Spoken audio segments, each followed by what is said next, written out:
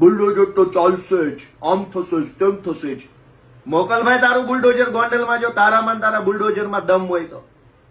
ગોંડલની અંદર એક છોકરાની હમણાં હત્યા થઈ ગઈ. આ છોકરાને માર્યો, એની પહેલા એક દલિત સમાજના છોકરાને માર્યો.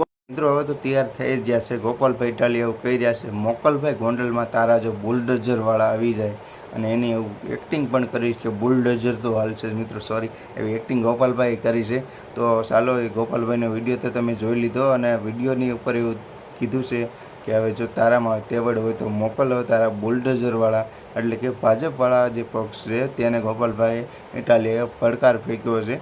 તો બસ, અને ઘણું બધું કીધું છે કે ગોંડલની અંદર મિત્રો બધા લોકોમાં તો બહુ જુલમ થાય છે અને માર્યો છે, તો એનીમાંથી કેમ કાર્યવાહી કંઈ થતી નથી. મિત્રો દલિત સમાજનો દીકરો છે, અને ત્યારબાદ બીજો પણ દીકરાનું નામ લીધું, તે પણ આખો વિડીયો જોશો તમને જાણકારી મળી જશે.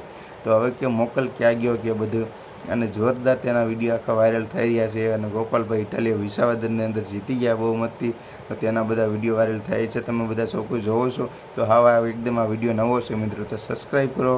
તમે બધા મિત્રો દર સાથે મને સબસ્ક્રાઈબ કરો છો. હજી સુધી સુવા તો નથી મળ્યું, પણ રાતના 2 વાગી ગયા, તો તમારી માટે એક વિડીયો બનાવું છું. તમે સબસ્ક્રાઈબ કરી લેજો મિત્રો, જેટલા પણ લોકો જોવો છો તે. મિત્રો અમુક લોકો સમજદાર છે તો સબસ્ક્રાઈબ તો કરી જ લીધું છે, પણ તમે પણ મિત્રો તમને જ કહું છું, જો તમે વિડીયો જોવો છો ને તમને જ કહું છું, તો મિત્રો કમેન્ટ બોક્સની અંદર બતાવ્યું તમે મારી ચેનલ સબસ્ક્રાઈબ કરી કે નહીં. અને ગોપાલભાઈ ઇટાલિયા મિત્રો આ વખતે તો પાછા પડવાના નથી, કારણ કે વિસાવદરની અંદર MLA બની ગયા છે. તો હવે ગોંડલનો વારો, સુરતનો વારો, ત્યારબાદ આખા ગુજરાતનો બધી જગ્યાએ હવે તડાબડી જ બોલાવે છે. તો બધા વિડીયો તમને જોવા મળી જશે. તો ચેનલ સબસ્ક્રાઈબ કરી લેશો તો બધા વિડીયો પણ તમને જોવા મળશે. તો ચાલો હવે આખો તે વિડીયો જોઈ લો, અને વિડીયોની એન્ડ સુધી તમે બન્યા રહેજો.